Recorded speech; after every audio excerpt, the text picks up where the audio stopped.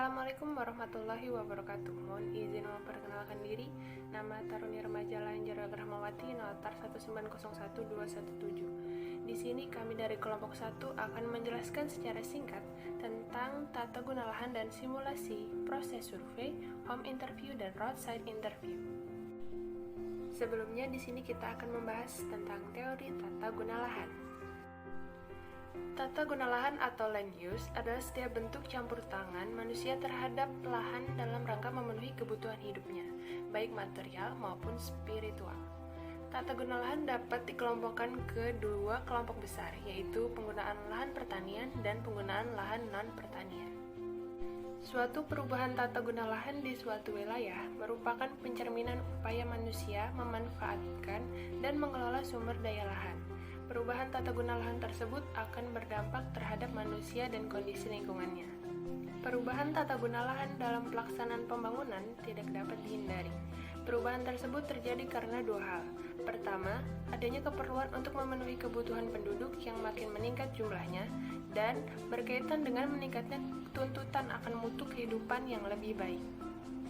Para ahli berpendapat bahwa perubahan tata guna lahan lebih disebabkan oleh adanya kebutuhan dan keinginan manusia. Menurut McNeil, faktor-faktor yang mendorong perubahan tata guna lahan adalah politik, ekonomi, demografi, dan budaya.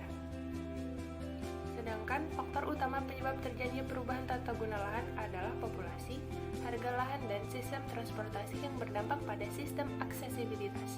Perubahan dari ketiga faktor utama tersebut akan mengakibatkan terjadinya perubahan pada sistem aktivitas, dan sistem aktivitas ini secara spasial akan diwujudkan dalam bentuk pola tata guna lahan. Jika perubahan dari masing-masing faktor dapat diestimasi untuk masa yang akan datang, maka pola tata guna lahan yang terjadi ini merupakan faktor utama penyebab perubahan sistem transportasi. Assalamualaikum warahmatullahi wabarakatuh. Mohon izin Pak, izin memperkenalkan diri. Nama Taruna Remaja Sultan Malik Fajar Pratama, nomor Taruna 1901-383, nomor absen 22. Izin Pak, di sini saya akan membahas hubungan antara sistem tata guna lahan dengan sistem transportasi. Transportasi dan tata guna lahan berhubungan sangat erat, sehingga biasanya dianggap dengan satu land use transport system. Agar tata guna lahan dapat terwujud dengan baik, maka kebutuhan transportasinya harus terpenuhi dengan baik. Sistem transportasi yang macet tentunya akan menghalangi aktivitas tata guna lahan juga. Sebaliknya, transportasi yang tidak melayani suatu tata guna lahan akan menjadi sia-sia dan tidak bermanfaat. Di dalam sistem transportasi, tujuan dari perencanaan adalah menyediakan fasilitas untuk pergerakan penumpang, barang dari satu tempat ke tempat lainnya. Sedangkan di sisi pengembangan lahan, tujuan dari perencanaan adalah untuk tercapainya fungsi bangunan dan harus memiliki keuntungan dari bangunan tersebut. Transportasi dilakukan atas dasar perbedaan kondisi lingkungan antara daerah satu dengan daerah lainnya, baik itu sosial, ekonomi, budaya, maupun sumber daya alam. Tata guna lahan merupakan salah satu faktor penentu dari pergerakan dan aktivitas.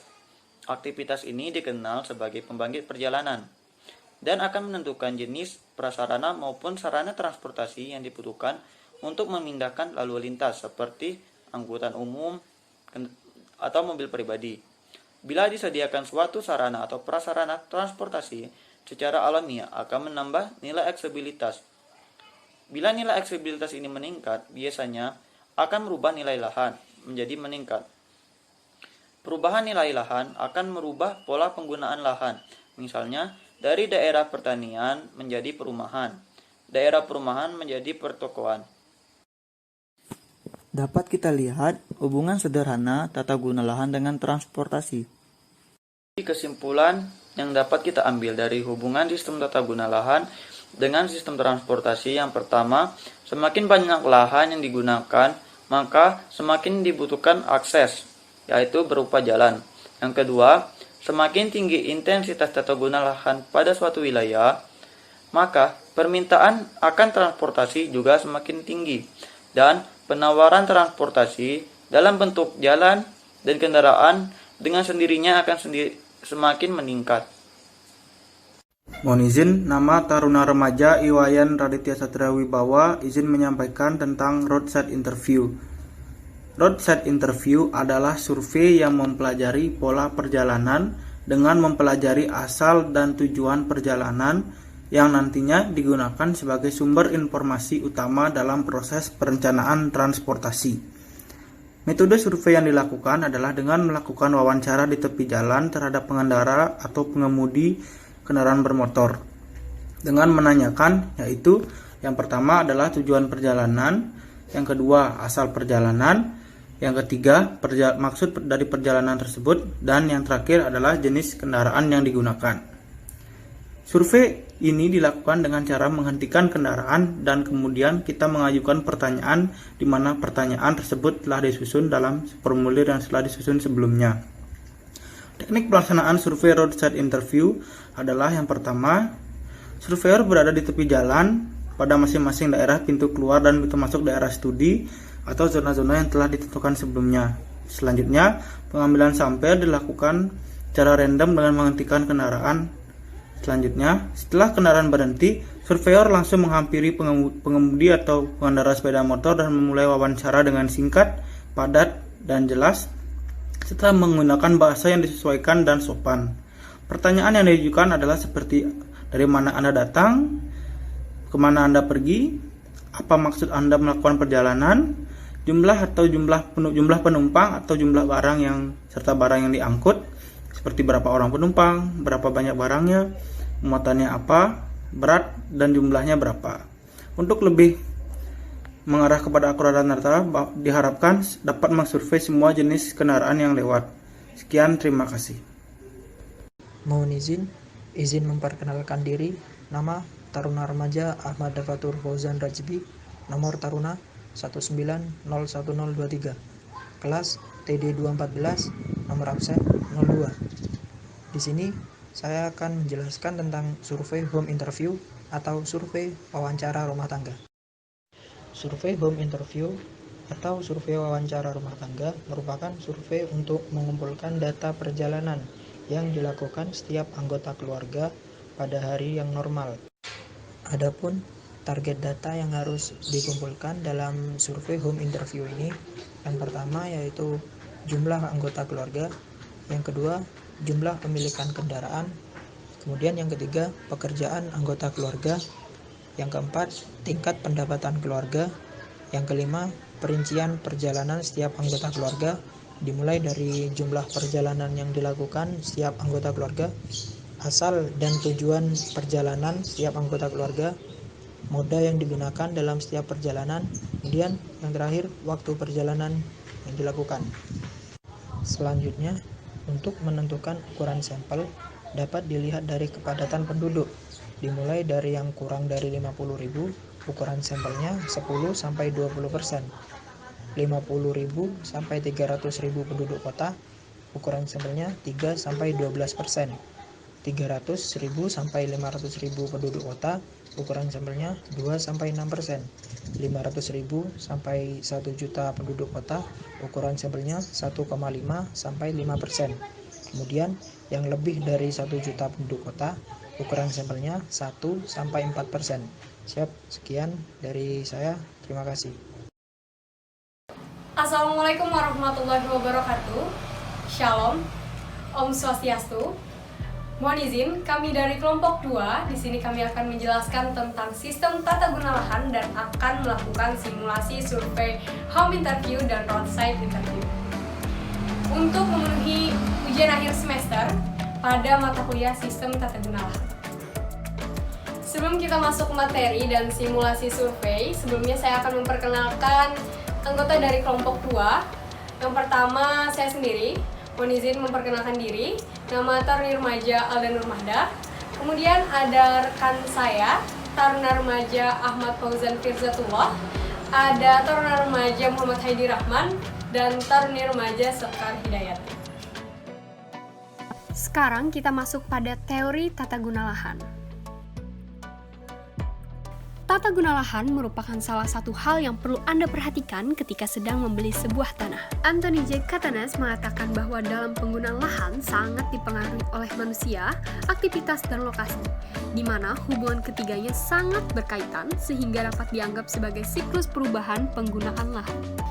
Setiap perencanaan pasti mempunyai tujuannya tersendiri. Beberapa tujuan dalam melakukan tata guna lahan pada sebuah kota yaitu untuk memberikan sebuah perlindungan pada lingkungan, rusak dan berantakan apabila terdapat sebuah tata guna lahan yang baik, menyiapkan sistem transportasi yang baik dan terintegrasi pada sebuah kota, dan tersedianya sebuah tempat untuk berlangsungnya berbagai kegiatan publik. Selanjutnya, kita akan masuk pada hubungan transportasi dan tata guna lahan. Pergerakan manusia dan barang di suatu kota disebut arus lalu lintas atau traffic flow, merupakan konsekuensi gabungan dari aktivitas lahan atau permintaan dan kemampuan sistem transportasi dalam mengatasi masalah arus lalu lintas atau penawaran.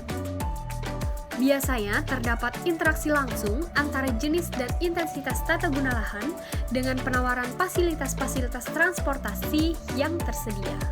Salah satu tujuan utama perencanaan setiap tata guna lahan dan sistem transportasi adalah untuk menjamin adanya keseimbangan yang efisien antara aktivitas tata guna lahan dengan kemampuan transportasi. Siklus hubungan fundamental antara transportasi dan tata guna lahan dengan jenis tata guna lahan tertentu menghasilkan sejumlah perjalanan tertentu. Perjalanan ini menunjukkan kebutuhan akan transportasi yang dipengaruhi oleh aspek fisik, sosial, dan ekonomi. Fasilitas transportasi dirancang untuk memenuhi kebutuhan akan saat sekarang maupun masa mendatang dengan kriteria yang ditentukan.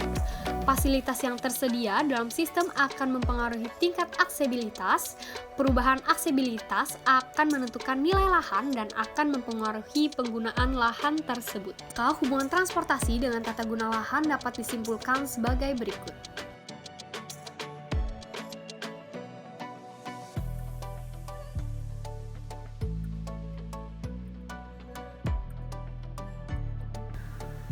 Maka oleh karena itu, sangat erat hubungannya antara perencanaan tata guna lahan dengan perencanaan transportasi. Selanjutnya, kita akan masuk pada simulasi survei home interview dan roadside interview. Yang pertama ada tahap persiapan, bisa kita lihat di video.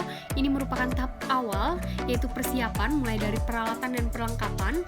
Dan ini contoh pembuatan form survei yang akan digunakan saat pelaksanaan survei nanti.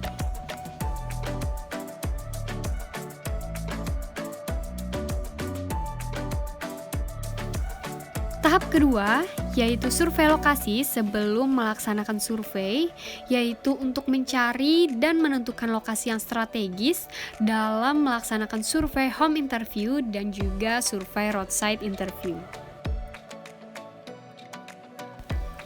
Tahap ketiga adalah briefing, yaitu pembagian tugas surveyor saat pelaksanaan survei yang langsung dibagi oleh ketua kelompok atau koordinator survei. Biasanya, briefing dilakukan secara langsung, tetapi dikarenakan saat pelaksanaan survei ini merupakan saat pandemi COVID-19, sehingga briefing kami lakukan secara virtual. Tahap keempat yaitu pelaksanaan survei. Pada video ini, surveyor sedang melaksanakan survei home interview.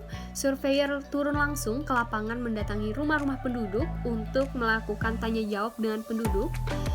Sebelum melakukan tanya jawab, tentunya surveyor menyampaikan terlebih dahulu maksud tujuan kedatangan dalam survei ini. Adapun pertanyaan yang diajukan surveyor kepada penduduk mulai dari jumlah anggota keluarga, kepemilikan kendaraan, penghasilan, asal perjalanan, tujuan perjalanan, maksud perjalanan, dan pekerjaan anggota keluarga. Selanjutnya, pada video ini merupakan tahap pelaksanaan survei roadside interview. Pada survei ini, surveyor berada di bahu jalan atau sisi jalan untuk menghentikan pengendaraan yang melintasi lokasi survei untuk melakukan tanya jawab sesuai dengan form survei yang disediakan. Widawati dari Politeknik Transportasi Darat Indonesia SPD. Di sini saya boleh mengganggu waktunya sebentar, Pak? Boleh. Saya agar menanyakan menanyakan tanya jawab mengenai survei wawancara sisi jalan atau roadside interview. Apakah Bapak bersedia untuk dimintai keterangan? Bisa bersedia. Terima kasih. Jadi pertanyaan pertama, kalau boleh tahu nama Bapak siapa? Nama saya Rido. Kalau boleh tahu Bapak ini asal perjalanannya dari mana? Saya Adapun pertanyaan yang diajukan surveyor kepada pengendara yang dihentikan, mulai dari jenis kendaraan, jumlah penumpang, asal perjalanan, zona asal, tujuan perjalanan, zona tujuan, dan maksud perjalanan, serta berat muatan. Tahap kelima, pada video ini merupakan tahap rekapitulasi data dan pengolahan data, di mana surveyor menginput data dari hasil survei di lapangan ke komputer untuk mendapatkan grafik dan tabel dari formulir survei, faktor ekspansi, faktor okupansi, tabel perjalanan, serta tabel matriks asal tujuan, yang nantinya akan menemukan titik permasalahan-permasalahan yang ada di lapangan dan akan disimpulkan lalu direkomendasikan untuk pengaplikasian di lapangan guna meminimalisir permasalahan-permasalahan di lokasi tersebut. Sekian pemaparan singkat dari kelompok 2 mengenai tata guna lahan serta simulasi survei home interview dan survei roadside interview guna memenuhi ujian akhir semester dalam mata kuliah Sistem Tata Guna Lahan. Semoga penjelasan dari kami dapat bermanfaat bagi pendengar. Tetap semangat dan sampai jumpa. Wassalamualaikum warahmatullahi wabarakatuh. Shalom. Om Santi Santi Santi Om.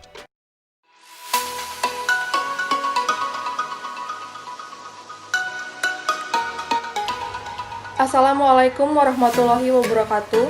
Kami dari kelompok 3 yang beranggotakan Bambang Bimo Wicaksono, Hana Anissa Simanjuntak, Muhammad Rifat Amanullah, serta Wildan Wahyu Nugroho. Saya akan menjelaskan mengenai landasan teori. Landasan teori merupakan teori yang relevan sebagai dasar rumusan masalah penelitian. Yang pertama ada pembangunan berkelanjutan, yaitu pembangunan yang memenuhi kebutuhan masa kini dengan tidak mengorbankan untuk pemenuhan kebutuhan generasi mendatang, baik itu aspek ekonomi, sosial, maupun lingkungan. Yang kedua, ada nilai ekonomi lahan, satu bidang lahan yang tidak mempunyai nilai ekonomi lahan selama tidak melakukan usaha atau kegiatan pada lahan tersebut. Pemilik lahan cenderung menggunakan lahan untuk tujuan-tujuan yang memberikan harapan untuk diperolehnya penghasilan yang bernilai ekonomis dan lebih tinggi. Yang ketiga, ada teori lokasi dan pemanfaatan lahan. Teori ini mempelajari tentang lokasi. Salah satu yang banyak dibahas dalam teori lokasi adalah pengaruh jarak terhadap intensitas orang berpergian dari satu lokasi ke lokasi lainnya. Mohon izin Pak, izin memperkenalkan diri. Nama Taruna Remaja Muhammad Rifat Amanullah, Notar 1901298. Di sini saya akan membahas tentang hubungan antara guna lahan dengan transportasi. Sistem hubungan antara guna lahan dengan transportasi merupakan sistem tertutup atau closed loop system. Perubahan di komponen yang satu akan mempengaruhi komponen yang lain, membentuk keseimbangan. Tetapi perubahan yang besar pada suatu komponen mungkin tidak dapat lagi diimbangi oleh komponen yang lain, hingga timbul kerusakan sistem. Contohnya, pemadatan kegiatan di lahan-lahan kota tanpa dapat diimbangi dengan peningkatan daya tampung jalan rayanya akan menimbulkan kemacetan lalu lintas, baik guna lahan maupun transportasi. Keduanya diperlukan untuk menumbuhkan lalu lintas. Contohnya, di daerah yang tidak ada penduduknya tidak akan diperlukan fasilitas transportasi. Demikian pula, tidak akan ada usulan pembangunan hotel di daerah hutan belantara yang tidak ada jalan menuju ke sana. Bila terdapat guna lahan maupun transportasi, maka besaran lalu lintas yang terjadi ditentukan oleh tingkat kegiatan di lahan-lahan tersebut dan karakteristik fasilitas transportasinya. Besaran lalu lintas yang terjadi atau tumbuh dapat diperkirakan dengan pendekatan analisis sistem yang kuantitatif. Salah satu dari beberapa tujuan utama perencanaan sistem hubungan guna lahan dan transportasi adalah memelihara keseimbangan yang efisien antara kegiatan guna lahan dengan kemampuan fasilitas transportasinya. Contoh, ketidakseimbangan stadion olahraga berkapasitas 10.000 orang berada di tengah kampung, sehingga orang yang keluar masuk stadion tersebut harus melalui jalan-jalan kampung yang sempit. Assalamualaikum warahmatullahi wabarakatuh. Mohon izin Pak, nama Taruna Remaja Bambang Bimo Wicaksono, Notar 1901081, izin melanjutkan paparan mengenai roadside interview. Roadside interview merupakan survei untuk mengumpulkan informasi perjalanan yang dilakukan masyarakat yang melakukan perjalanan dengan menggunakan kendaraan pribadi ataupun menggunakan angkutan umum. Maksud dari pelaksanaan survei roadside interview ini yaitu untuk mendapatkan data lapangan yang sesuai dengan kebutuhan angkutan guna mengetahui dan menemukan permasalahan yang ada di daerah studi. Kemudian mengetahui penyebaran perjalanan yang dilakukan dari zona asal ke zona tujuan yang masih berada di dalam daerah studi. Dan mengetahui ruas-ruas jalan mana yang sering digunakan dalam melakukan perjalanan. Survei roadside interview kami laksanakan di Jalan Bypass Alang-Alang, Lebar, Kelurahan Sukarami, Kecamatan Sukarami, Kota Palembang, Sumatera Selatan. Untuk survei roadside interview ini, kami lakukan dengan metode melakukan wawancara di tepi jalan terhadap pengendara atau pengemudi dengan menanyakan asal perjalanan, tujuan perjalanan, maksud perjalanan, dan jenis barang yang diangkut. Berikut simulasi tentang roadside interview. Selamat siang, Pak. Siang. Mohon izin, Pak, kami dari Politeknik Transportasi Darat Indonesia ingin mewawancarai beberapa pertanyaan guna mendukung laporan kami mengenai roadside interview. Baik, terima kasih, Pak. Untuk yang pertama, Bapak mengendarai berasal dari mana, Pak? Ini dari masjid tadi. Dari masjid dengan tujuan ke? Ini pulang ke rumah. Dengan tujuan ke rumah. Maksud dari perjalanan Bapak ini sebagai apa, Pak? Untuk pulang, untuk kembali ke rumah. Untuk pulang ke rumah, oke. Barang dan jenis barang bawaan Bapak seperti apa aja, Pak? Hanya ini HP, kunci, dompet. HP, kunci, dan dompet. Baik, terima kasih, Pak. Terima kasih sudah bersedia diwawancarai. Silakan lanjutkan perjalanan, Pak. Ya.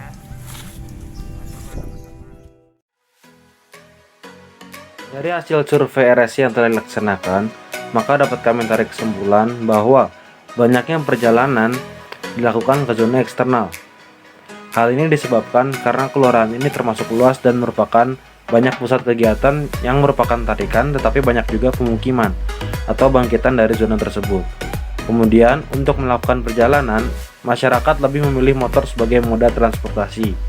Ini disebabkan karena motor dianggap lebih efektif untuk melaksanakan perjalanan jarak dekat. Mohon izin Pak, nama Taruna Remaja Wildana Nugroho, Notar 191416, izin untuk melanjutkan terkait dengan pelaksanaan survei HI, di mana survei HI tersebut adalah survei yang digunakan untuk mengetahui pola perjalanan yang berasal dari rumah. Hal-hal yang perlu diperhatikan sebelum melaksanakan survei HI yaitu yang pertama, pembagian wilayah survei, yang kedua yaitu perhitungan jumlah sampel, dan yang ketiga adalah pembuatan form survei. Survei home interview merupakan survei yang dilakukan dengan wawancara ke rumah-rumah warga dengan target data survei sesuai dengan jumlah sampel yang telah ditentukan. Pertanyaan utama tentang survei ini yaitu tentang perjalanan yang dilakukan selama 1 hari, dengan pertanyaan lainnya seperti jumlah anggota keluarga, kepemilikan kendaraan, penghasilan, maksud tujuan perjalanan, serta jenis moda yang digunakan. Surveyor mencatatnya dalam form dan nantinya akan dikaji lebih lanjut dalam analisis survei. Output dari pelaksanaan survei ini yaitu yang pertama untuk mengetahui bangkitan dan tarikan perjalanan, distribusi perjalanan, matriks asal tujuan, dan juga untuk mengetahui komposisi pemilihan moda transportasi yang digunakan. Sekian pemaparan video dari kelompok kami. Kurang dan lebihnya mohon maaf, dan kami akhiri. Wassalamualaikum warahmatullahi wabarakatuh.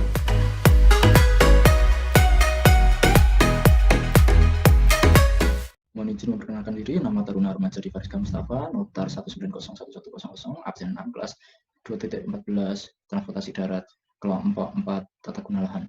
Di sini saya akan menjelaskan mengenai teori-teori tentang tata guna lahan secara umum maupun secara khusus menurut para ahli. Oke, saya mulai.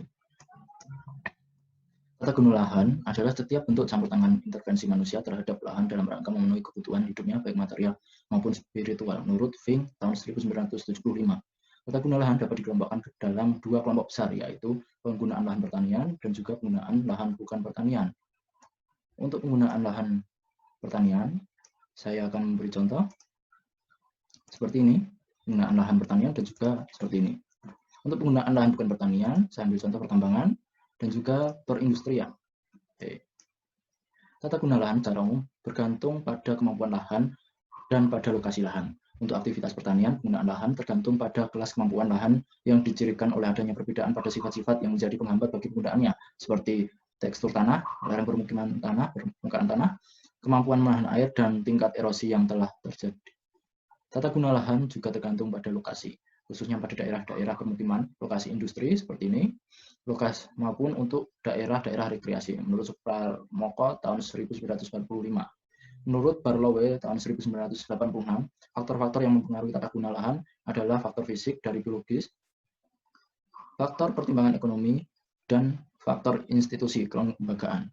Faktor fisik dan biologis mencakup kesesuaian dari sifat fisik seperti keadaan geologi tanah, air, iklim, tumbuh-tumbuhan, hewan, dan kependudukan. Faktor pertimbangan ekonomi dicirikan oleh keuntungan, keadaan pasar, dan transportasi.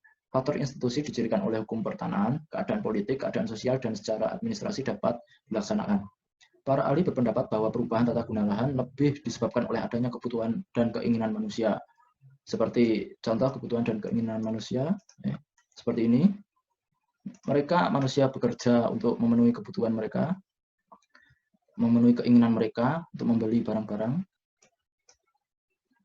Saya lanjutkan. Menurut McNally tahun 1998, faktor-faktor yang mendorong perubahan tata guna lahan adalah politik, ekonomi, demografi, dan budaya. Aspek politik adalah adanya kebijakan yang dilakukan oleh pengambil keputusan yang mempengaruhi terhadap pola perubahan tata guna lahan tersebut. Selanjutnya, pertumbuhan ekonomi, perubahan pendapatan, dan konsumsi juga merupakan faktor penyebab perubahan dari tata guna lahan. Demikian yang bisa saya sampaikan. Selanjutnya dapat dilanjutkan oleh rekan saya mengenai hubungan tata guna lahan dan transportasi. Sekian dan terima kasih. Izin memperkenalkan diri, nama Taruna Remaja Fahri Pius, nomor Taruna 1901137 dari kelas TD 214 dan kemudian dari kelompok 4. Ingin melanjutkan pemaparan mengenai teori sistem tata guna lahan. Pertumbuhan peningkatan intensitas lahan ini akan mengakibatkan peningkatan terhadap bangkitan dan tarikan pergerakan dari dan ke lahan tersebut. Yang berarti bahwa pergerakan arus lalu lintas yang dihasilkan semakin meningkat. Tuntutan kebutuhan pergerakan yang semakin meningkat tersebut perlu didukung oleh prasarana transportasi yang memadai, yang pada akhirnya akan mengakibatkan intensitas aktivitas sosial ekonomi akan semakin bertambah. Kemudian dari gambaran tersebut terlihat adanya interaksi antara tata guna lahan dan transportasi, di mana interaksi tersebut berjalan terus dan membentuk sebuah siklus dalam sistem tata guna lahan dan transportasi, sehingga pada akhirnya tercapai keseimbangan.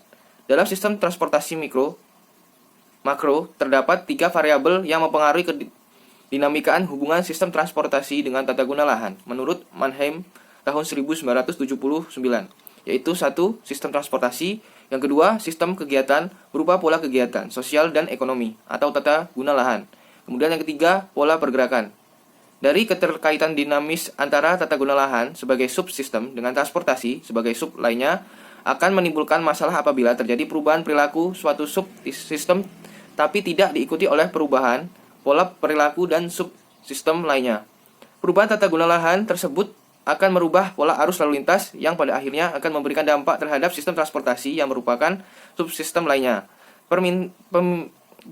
Permasalahan juga muncul apabila dinamika keterkaitan tata guna lahan dengan sistem transportasi mengalami gangguan. Izin Pak, nama Taruna Remaja Muhaji Wijaya, nomor Taruna 1901250, kelas Transdar 214, nomor absen 16. Izin untuk melanjutkan paparan dari rekan saya sebelumnya.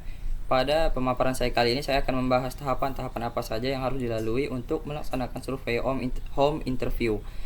Pada survei home interview, setidaknya kita harus melalui 6 tahapan. Yang pertama itu adalah tahap persiapan survei. Pada tahapan ini, kami tim surveyor menentukan peralatan apa saja yang kami perlukan untuk pelaksanaan survei nanti.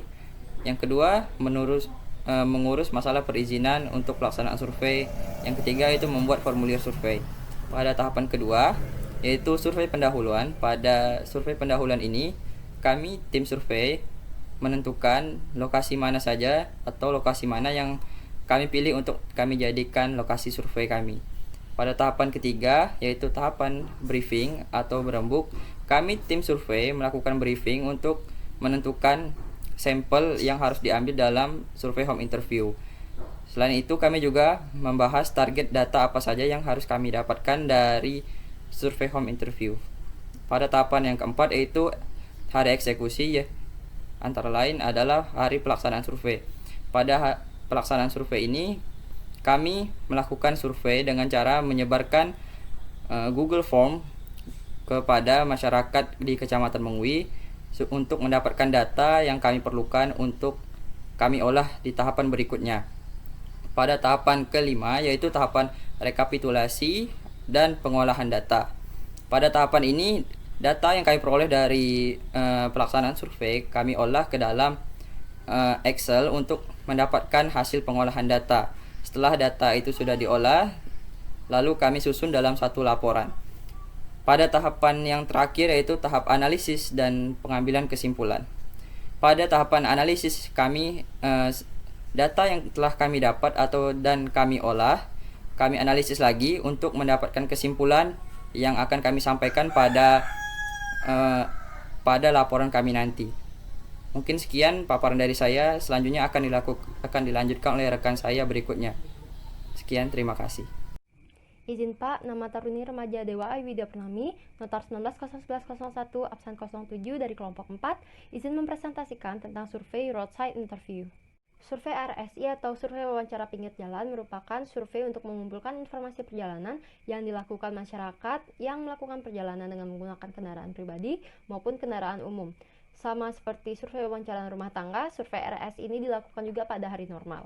Maksud dari survei ini untuk mengetahui penyebaran perjalanan moda-moda yang digunakan dalam melakukan perjalanan, untuk mengetahui ruas-ruas jalan mana yang sering dilakukan dalam melakukan perjalanan, untuk mengetahui pola pergerakan dan karakteristik perjalanan penduduk, serta mendapatkan data lapangan yang sesuai. Tujuan dari survei RSI adalah untuk mendapatkan data lapangan pada saat sekarang dan mengetahui permasalahan dalam daerah studi dan agar mengetahui pola pergerakan penduduk secara lengkap di daerah studi. Metode survei ini digunakan dengan melakukan wawancara di tepi jalan terhadap pengendara atau pengemudi dengan menanyakan tujuan perjalanan, asal perjalanan, maksud perjalanan, dan jenis kendaraan.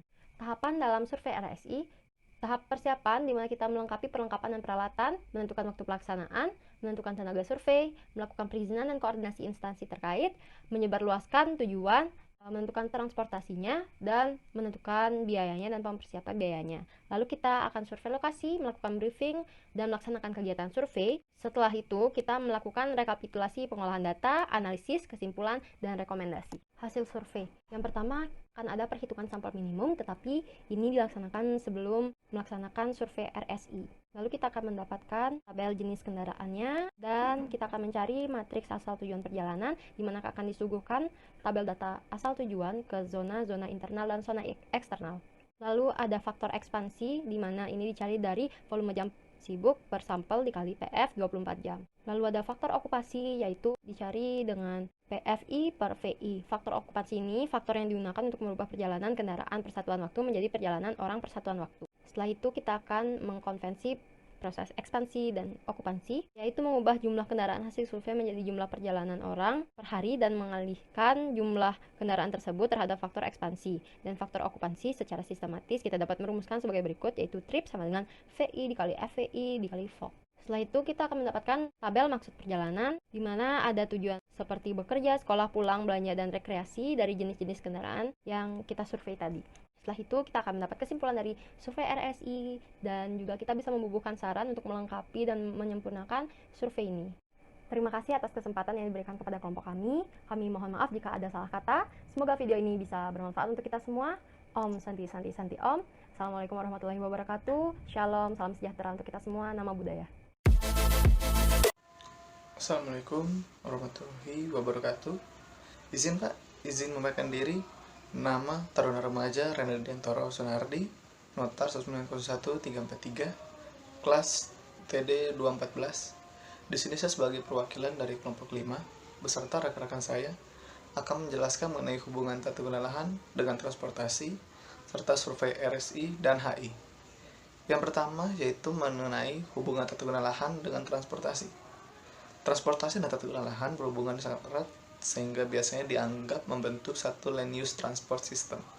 Sebaliknya, transportasi yang tidak melayani suatu tata guna lahan akan menjadi sia-sia atau tidak dimanfaatkan. Dengan sistem transportasi atau perhubungan yang baik akan mampu mengendalikan pergerakan manusia atau barang secara lancar, aman, cepat, murah, dan nyaman dalam pemenuhan kebutuhan manusia melakukan perjalanan antara tata guna lahan tersebut dengan menggunakan sistem jaringan transportasi sehingga menghasilkan pergerakan arus lalu lintas. Pada hakikatnya, kegiatan transportasi merupakan penghubung dua lokasi tata guna lahan yang mungkin berbeda tetapi mungkin pula sama. Mengangkut orang atau barang dari satu tempat ke tempat lain berarti memindahkan dari satu tata guna lahan ke tata guna lahan yang lain dan mengubah nilai ekonomi yang orang atau barang tersebut. Sehingga dapat disimpulkan yaitu yang pertama, perubahan atau peningkatan tata guna lahan akan membangkitkan perjalanan. Lalu yang kedua, meningkatnya tata guna lahan akan meningkatkan tingkat permintaan pergerakan yang akhirnya memerlukan penyediaan prasarana transportasi. Lalu yang ketiga, pengadaan prasarana transportasi akan meningkatkan daya hubung parsial. Lalu keempat, naiknya daya hubung akan meningkatnya harga atau nilai lahan. Lalu yang kelima, menentukan pemilihan lokasi yang akhirnya menghasilkan perubahan sistem tata guna lahan. Untuk pembahasan selanjutnya akan saya serahkan kepada rekan saya. Saya rasa cukup sekian pembahasan dari saya. Siap, terima kasih. Baik, di sini saya, Taruni Remaja Nima Desri Ayuni, akan menjelaskan tentang teori tata guna lahan. Di mana tata guna lahan adalah potongan lahan tempat berlangsungnya satu atau lebih kegiatan atau aktivitas seperti contohnya perumahan, perkantoran, pertokoan, industri, sekolah, dan lain sebagainya. Di mana sirkulasi sistem tata guna lahan dengan sistem transportasi, yaitu pada perubahan tata guna lahan menuju peningkatan bangkitan lalu lintas, selanjutnya akan terjadi kebutuhan transportasi lebih besar mengakibatkan penambahan fasilitas transportasi, sehingga penambahan tersebut berpengaruh kepada peningkatan aksesibilitas dan peningkatan nilai lahan, sehingga akan terjadinya perubahan tata guna lahan. Itulah sirkulasi sistem tata guna lahan dengan sistem transportasi. Assalamualaikum warahmatullahi wabarakatuh. Izin memperkenalkan diri, nama Taruna Remaja Zulfikar Manukti, notar 1901-432. Izin menjelaskan tata cara survei RSI. Selanjutnya, maksud dari survei RSI yaitu agar mendapat informasi meliputi awal dan akhir perjalanan orang maupun barang, jenis kendaraan, maksud perjalanan, jumlah penumpang dan kapasitas kendaraan, waktu perjalanan, tonase kendaraan, berat muatan, jarak tempuh, dan jenis barang untuk mendapatkan informasi asal tujuan penduduk dan maksud perjalanannya.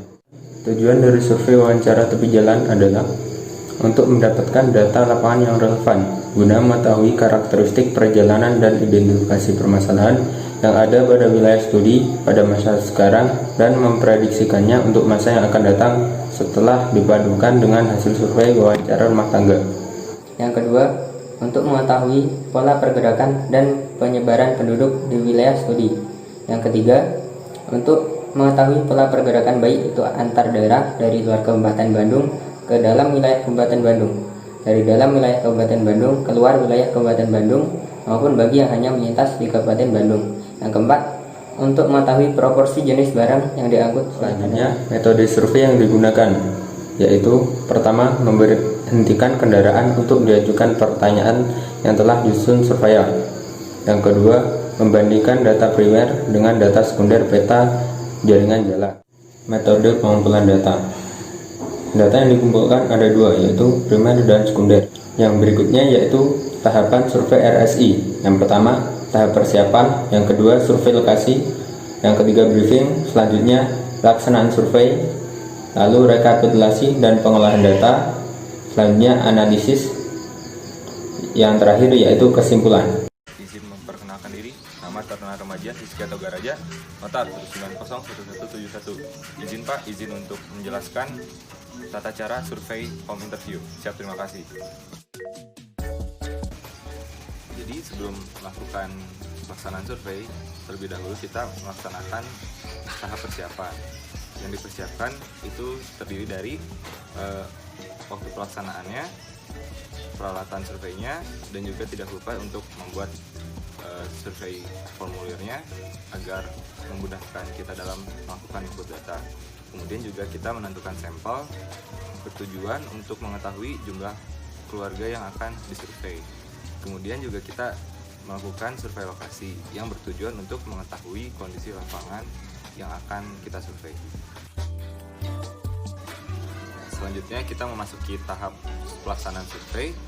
Dengan teknis surveyor mendatangi rumah warga satu persatu yang telah dijadikan sampel, dan kemudian surveyor bertanya kepada warga tentang data-data apa saja yang kita butuhkan. Dan setelah mendapatkan data yang dibutuhkan, kita memasukkan data yang telah didapat ke dalam formulir survei.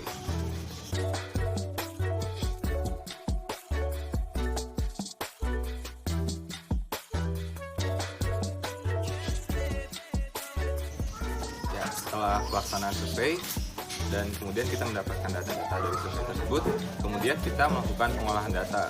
Setelah kita melakukan pengolahan data, kita menganalisis data tersebut dan kemudian dihasilkan sebuah kesimpulan yang akan dijadikan rekomendasi yang merupakan hasil dari pelaksanaan survei HI ini. Jadi sekian, terima kasih Pak.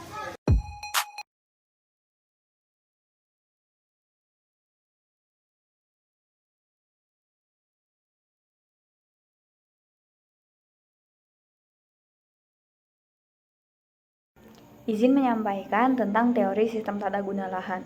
Tata guna lahan atau land use planning adalah pengaturan penggunaan lahan, baik pada permukaan bumi maupun pada perairan.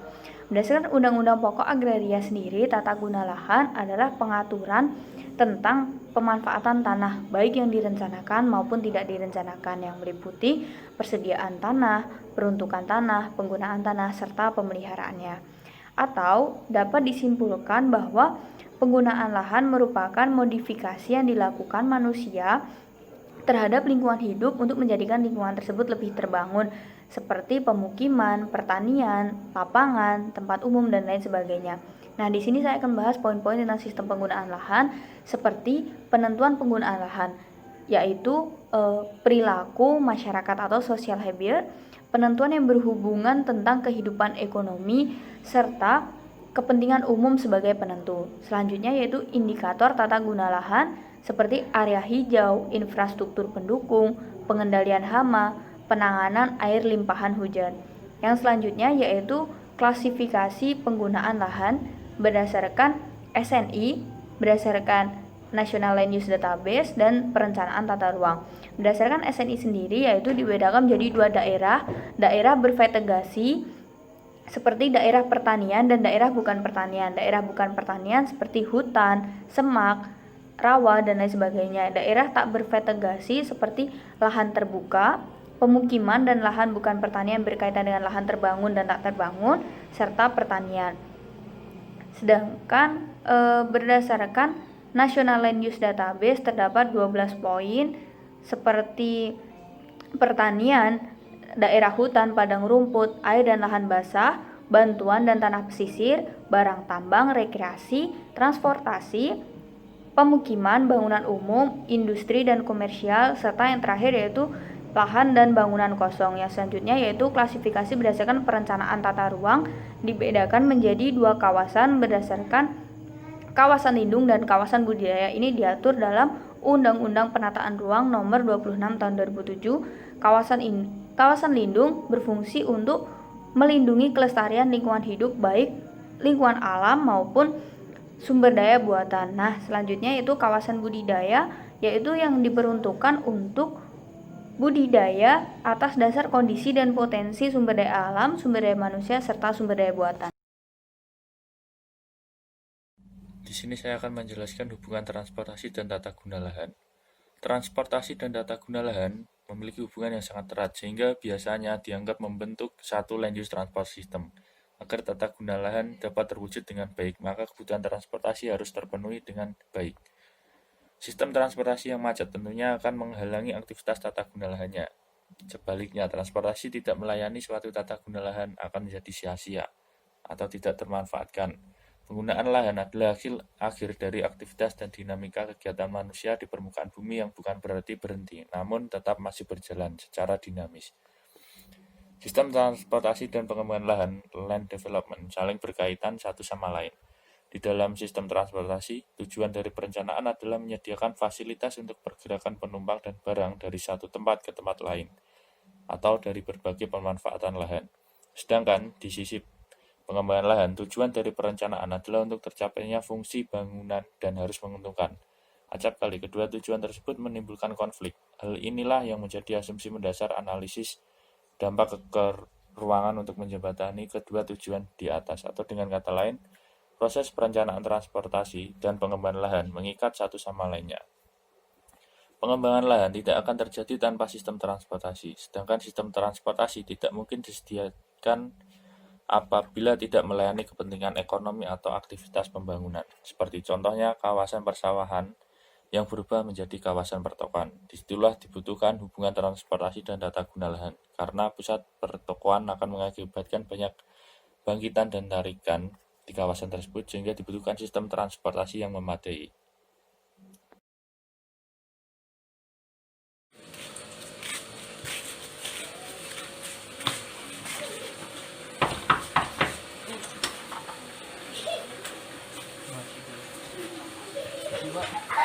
Pak, izin menjelaskan tentang home interview survey. Home interview survey merupakan survei untuk mengumpulkan data perjalanan yang dilakukan setiap anggota keluarga yang dilaksanakan dari rumah ke rumah. Metodologi survei dilaksanakan dengan yang pertama melakukan tahapan persiapan mulai dari perlengkapan, waktu dan periode, tenaga survei, perizinan dan koordinasi, penyebar luasan tujuan, biaya, survei lokasi, lanjutkan dengan briefing dan pelaksanaan survei. Setelah melaksanakan survei, dilaksanakan rekapitulasi dan pengolahan data, dilaksanakan analisis, kesimpulan, dan rekomendasi. Tahapan dilaksanakan sebelum melaksanakan survei, melakukan suatu survei pendahuluan pada lokasi survei yang dilakukan. Selanjutnya, survei pendahuluan bertujuan untuk mendapatkan data sekunder yang diperlukan untuk menunjang proses survei, dan juga membuat formulir untuk pelaksanaan survei. Dan yang terakhir, sebelum pelaksanaan survei, terlebih dahulu kami minta saran dan petunjuk dari dosen pembimbing dan demi kelancaran pelaksanaan survei. Sekian penjelasan dari survei home interview.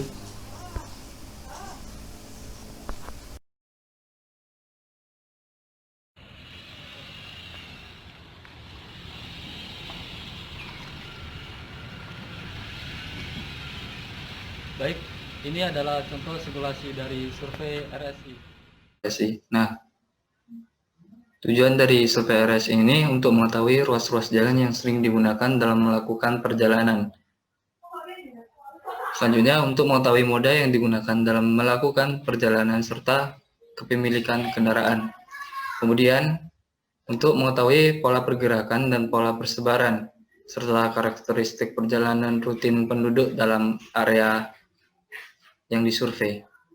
Kemudian untuk mengetahui persebaran perjalanan yang dilakukan dari zona asal ke zona tujuan baik secara internal maupun eksternal.